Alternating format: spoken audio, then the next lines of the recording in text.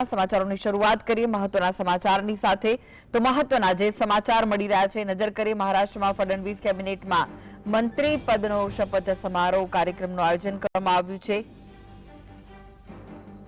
NCP નેતા છગન ભુજબળ મંત્રી પદના શપથ લેવાના છે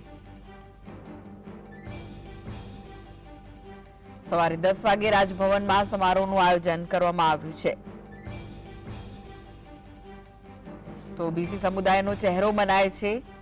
પ્રમુખ છગન ભુજબળ જેઓ શપથ ગ્રહણ કરવાના છે